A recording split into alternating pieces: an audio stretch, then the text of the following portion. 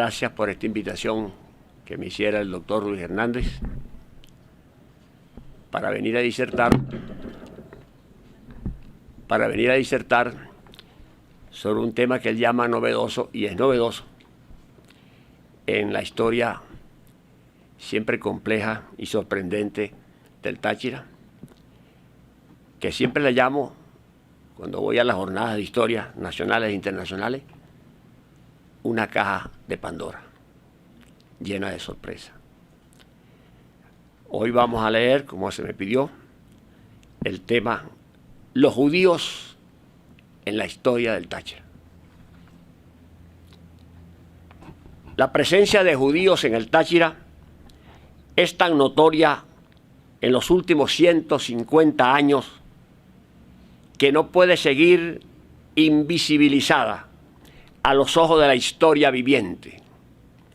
Es necesario develar su protagonismo como sujeto histórico en la construcción de la identidad tachirense.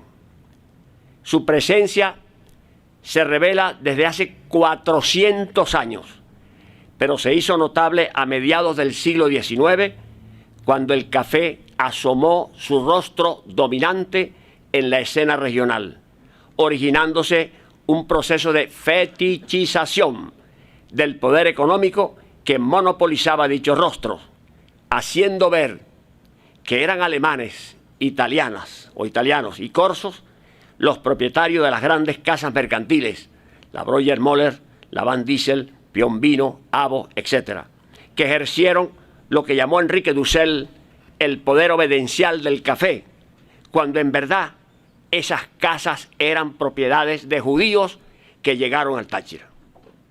Este hecho ha permanecido escondido en la vida histórica vivida del Táchira,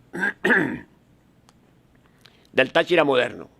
Nos encontramos con la paradoja de apreciar estas casas comerciales judías como las brújulas del desarrollo económico, social y cultural del Táchira desde 1856 hasta 2016, y al mismo tiempo sentirlas como seres invisibles de esa historia que tuvo decisiva presencia en la Venezuela contemporánea de los andinos en el poder.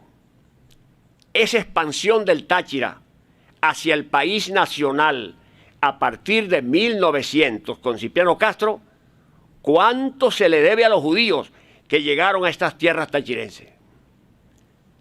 Desenredar esta paradoja es voltear la cara de la historia, incluyendo la de los Andes, habida cuenta de las familias judías que convivían en Mérida y Trujillo, como los Sansón, Robacetti, Sergen, Siboli, Melichon, Neumann, Roer, entre otras.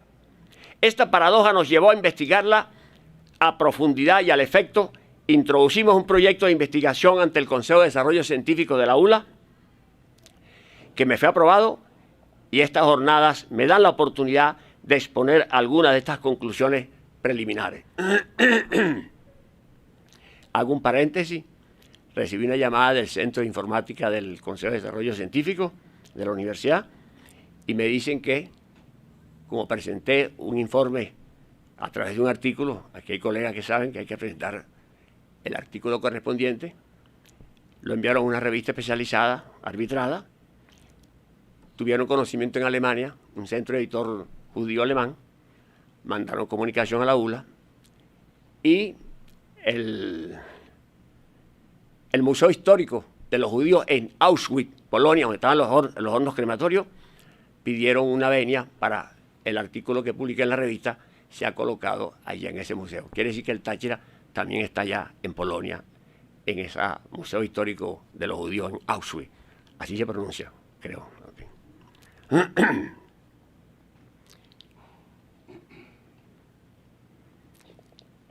Tenemos que deslastrarnos de prejuicios que conlleva la judaidad para contribuir al desciframiento de esta fetichización de una historia que no deja de darnos sorpresas. Ningún historiador nacional ni regional habla de la presencia judía en la historia del Táchira. ¿Quién iba a creer que una región como Táchira, tan abrumadoramente católica y conservadora, convivieran familias judías compartiendo de paso el poder local en lo económico y en lo político con los sectores dominantes de entonces, con los cuales configuraron una burguesía respetable, culta y con ambiciones de poder nacional. En las condiciones del capitalismo naciente en el Táchira, arremolinado en el café, los judíos jugaron un papel determinante en la expansión de esas condiciones y en la construcción de la cultura que emergió de las mismas. En la construcción de la cultura que emergió de las mismas. Los judíos llegaron aquí con su carga de tradiciones, leyes y religión, cuyos rituales en público no se conocieron a fines del siglo XIX y durante los gobiernos de Cipriano Castro y Juan Vicente Gómez, salvo que los practicaran en secreto especie de criptojudíos o hayan simulado convertirse al catolicismo en aquella sociedad tachirense tan dominada por el godismo, reacia al cambio político y social y a la libertad de cultos. Por eso se explica que algunas personalidades judías, como los Semidei, por ejemplo, aparecieran públicamente al lado de vicarios y obispos de la Iglesia Católica, como los monseñores José Concepción Acevedo, Felipe Rincón González y Antonio San Miguel, o ayudando financieramente a la iglesia local, como también a la iglesia evangélica, o casándose con mujeres tachirenses católicas, porque a fines del siglo XIX no llegaron al Táchira mujeres de origen hebreo, o iban a practicar sus rituales religiosas en Cúcuta, donde existió una especie de sinagoga promovida por la comunidad judía del norte de Santander, los Senior, Salas, Álvarez, Correa, Cortizós, De Sola, López, Pena, Sordis, Juliao, Heilbronn y otros. Perdón.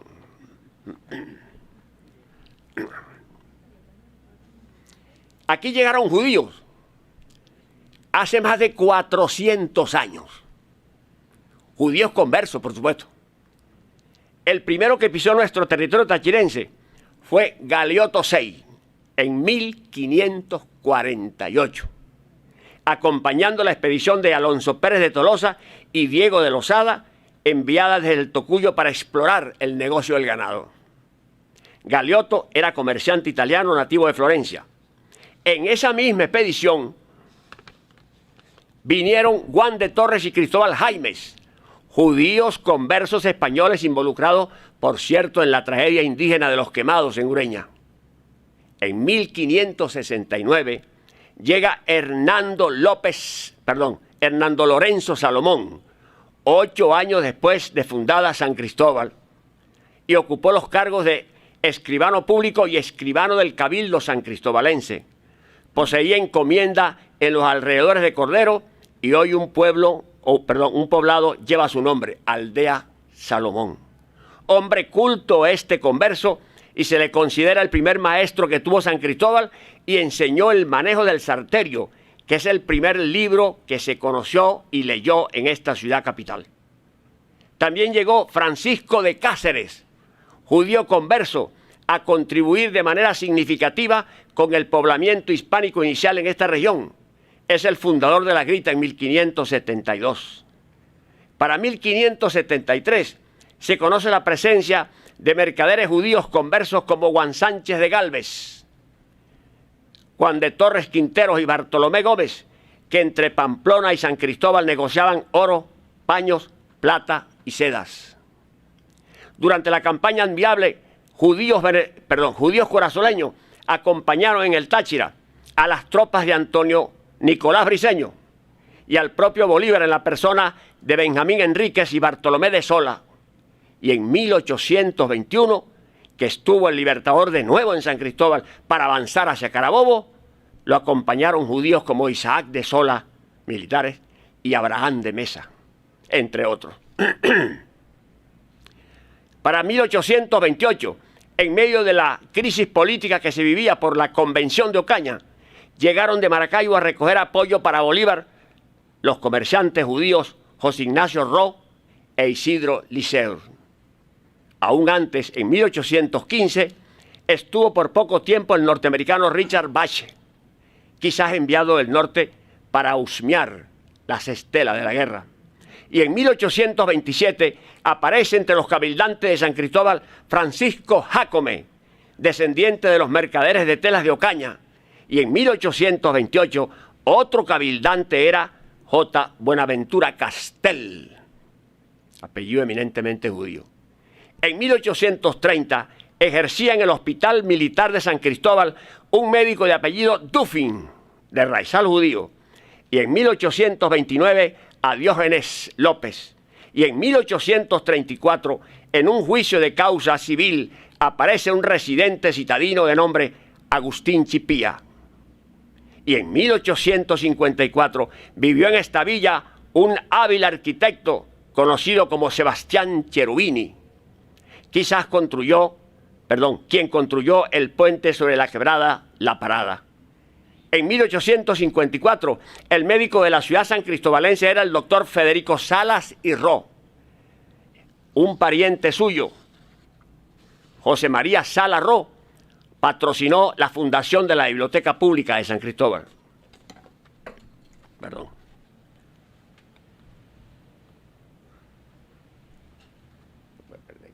Usted me lo recuerda ahí.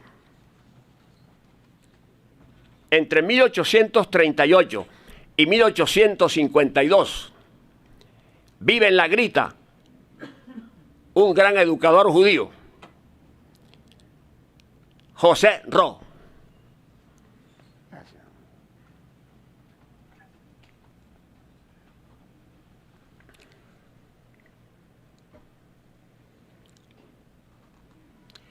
Apellido ligado a rancias familias del lugar como los Noguera Ro. En 1856, el gobierno provincial firmó contrato con el alemán de origen judío Guillermo Blum para construir caminos y puentes en la zona norte del estado y así abrir la senda del café.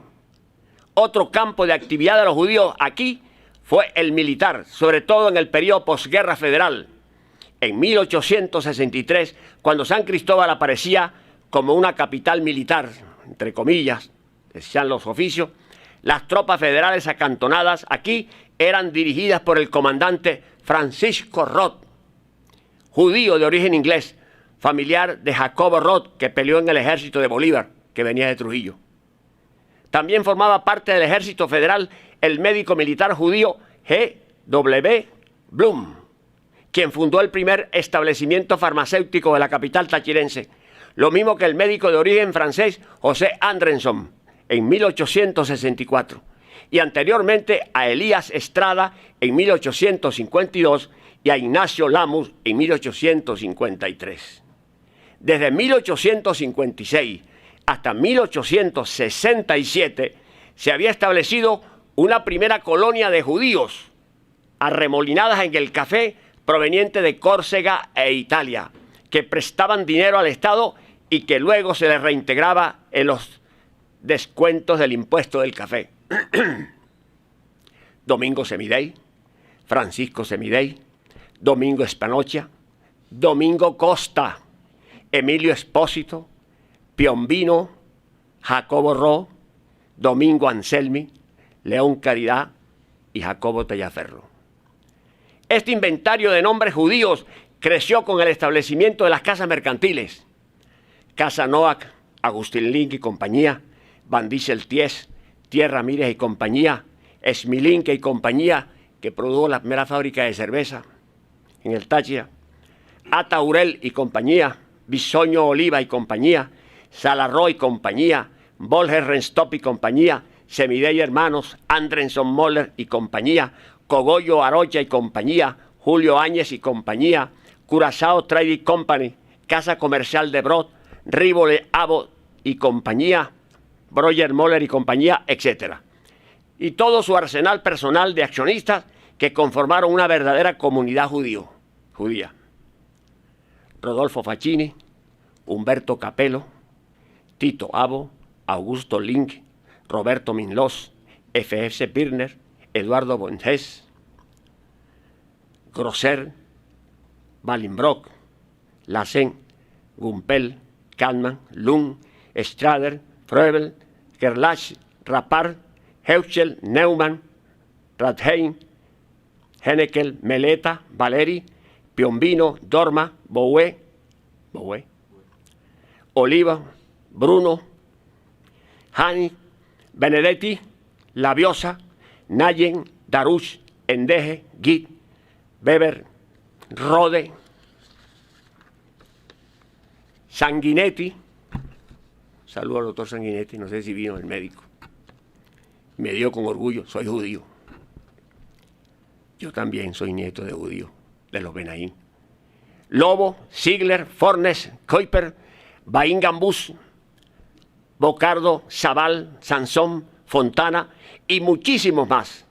En el ferrocarril del Táchira también estaba la presencia judía, entre otros H. Maywall, Hans Citrosen, Rafael Allegretti y Julio Criollo y J.F. Neumann. Lo mismo en la Petrolia, tenía la sombra judía con los préstamos que le otorgaron a la misma.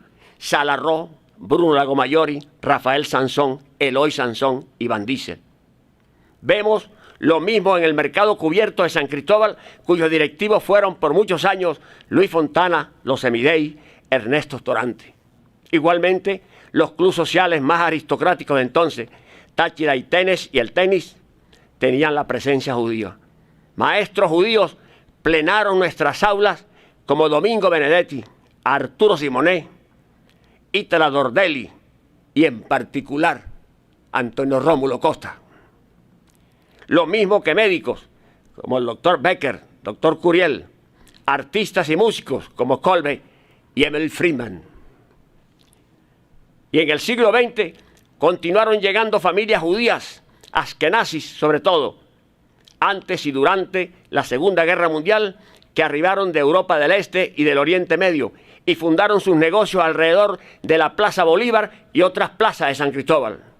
Jacobo Heisenberg y su tienda Casa Suramericana, Singer y su negocio La Flor de París, Walsh y su famoso almacén Panamá, Simon y su conocida casa Besarabia, Blanc y su tienda La Ganga, Cohen y el recordado almacén Blanco y Negro, apellido este que reaparece con el centro comercial Sanville, Feldman y su tienda especializada en Casimir, Samuel Ullman, además de otros apellidos que se sembraron en la sociedad tachirense, Kuznir, Senior, Square, Rubinstein, Malka, Kremer, Seltzer, Sanka, Fuss, Frank, Toledanos y otros. Esta comunidad judía construyó incluso un cementerio hebreo dentro del cementerio general de San Cristóbal. Esta historia confirma la presencia judía en estas tierras andinas, historia que lamentablemente ha sido invisibilizada.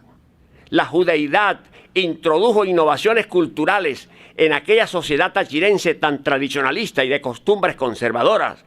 Produjo lo que se conoce en antropología como un proceso de aculturación, al introducir la economía monetaria y de sus técnicas de crédito y contabilidad, la difusión de nuevos medios de transporte y de nuevas técnicas de explotación agrícola, en fin, cambios profundos en las relaciones de producción locales y hasta la aparición de latifundios en manos de las grandes casas mercantiles judías.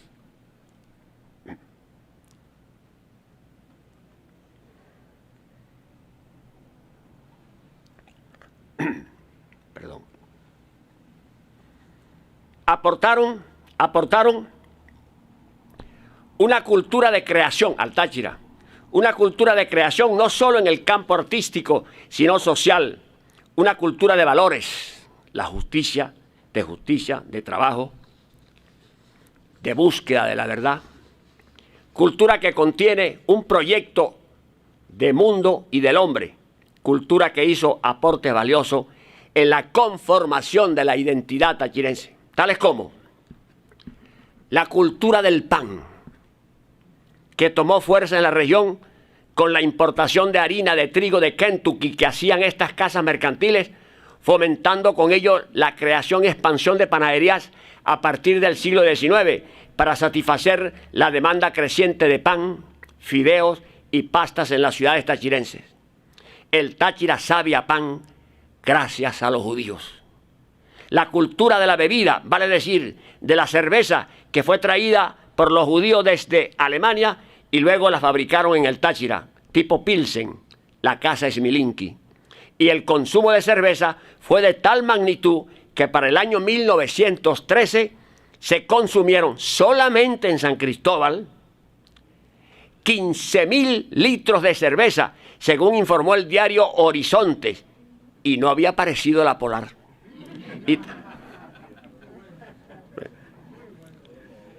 También trajeron vinos, Brandy Genesis, Brandy B.O, no lo conozco. Ron marca La Ceiba y Carúpano. También popularizaron los judíos el consumo de bebidas gaseosas y hasta la fabricaron aquí. La cultura de la construcción, de vivienda urbana, por supuesto, que se incrementó notablemente con la fundación de alfarería, fábrica de cielorrasos metálicos, talleres de herrería y carpintería, fábricas de mosaicos como la de Fontana y compañía, la de mosaicos hidráulicos, hasta existió una ebanistería alemana propiedad de Walter Teuerkauf y la de Víctor M. Fossi. La cultura del cuero es otra influencia judía que tenía que ver con el negocio del ganado de engorde, donde un elemento fundamental del mismo, la sal, estaba monopolizada por las grandes casas judías, igual que el negocio del degüello y el negocio de las talabarterías para elaborar monturas y frenos de caballos y mulas, y otros artículos como el cuero de zapatos y alpargatas, y en el negocio de compra y venta de cueros de res, de los cuales la Breuer Moller monopolizaba buena parte del mismo, sobre todo para la exportación. La cultura farmacéutica de esencia judía, importando y fabricando medicamentos que incentivaron el establecimiento de numerosas farmacias y boticas, particularmente la botica alemana. La cultura del libro, valor hebreo especial, importando las grandes casas mercantiles, libros de variados autores y temas, incluyendo de signo socialista, que se ofrecían y vendían en las boticas, lo que llevó a impulsar la lectura en nuestras poblaciones como un encuentro con la modernidad y con lo universal, a pesar que estábamos lejos de Caracas y Maracaibo. A esta cultura del libro se le suma el uso intensivo del papel, tinta, lápiz, pluma, que eran importados por dichas casas, materiales que se hicieron habituales en los documentos públicos y privados, y su incidencia en el sistema de las escuelas de la región, que llegó a tener a finales del siglo XIX uno de los más altos índices de matrícula y calidad del país, y hasta fundaron colegios. Hago una acotación. Cuando llegó Cipriano y nuestra gente, digo yo no soy de aquí, pero soy gocho reencauchado, y nuestra gente llegó al poder, hubo un gran escritor nuestro, Rufino Blanco Fombona, y dijo esta expresión tan dura. Claro, estaba en contra de Cipriano. ¿De qué región del Asia Central, de qué barbarie vinieron esta gente? Y resulta que teníamos uno de los mejores sistemas regionales de educación, uno de los mejores, dicho por el ministro de Educación para 1876, el de aquí y el de Trujillo, para que ustedes vean cómo se ve la historia desde Caracas, parcializada, nos marginan, etc. Eso es obra también, en parte, buena parte, de los judíos. Debe incorporarse a esta cultura el uso de las primeras máquinas de escribir y el fomento de imprentas, periódicos y revistas.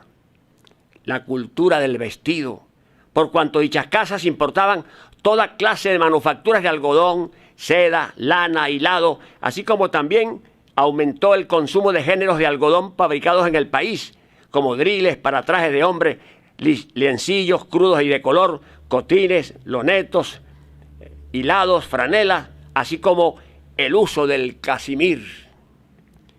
La cultura alimentaria judía también dejó huellas en la identidad tachirense, como el consumo de huevos, que es parte del simbolismo hebreo y cuya producción masiva en aquel entonces provenía de las granjas propiedad de las grandes casas judías, y ello se empleó en la elaboración de tortas, que también es parte del simbolismo judío, en la fabricación del pan andino y otros usos culinarios como las tortillas y pizcas. Igualmente el uso de la cebada, estimulado por la importación de dicho grano para producir cerveza, grano que también pertenece al simbolismo judío. Además, el comercio judío local importaba de Estados Unidos y Europa conservas de carnes y de pescado, legumbres en lata, y en algunos restaurantes de San Cristóbal para el año de 1901 servían de menú platos que revolucionaron el comer de los tachirenses. Raviolis a la napolitana. Lo estoy tomando del periódico.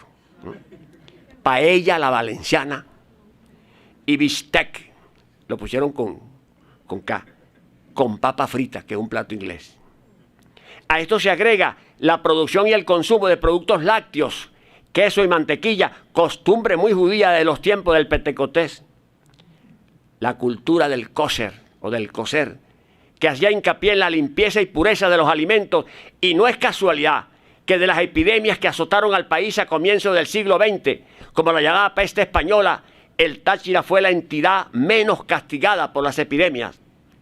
Otros aportes culturales judíos a la conformación de la identidad tachirense están en el impulso que le dieron a la artesanía, las artes plásticas, el teatro, del profesor Pulido, que lo está investigando, la música, con la importación de pianos, violines, fonógrafos, la medicina.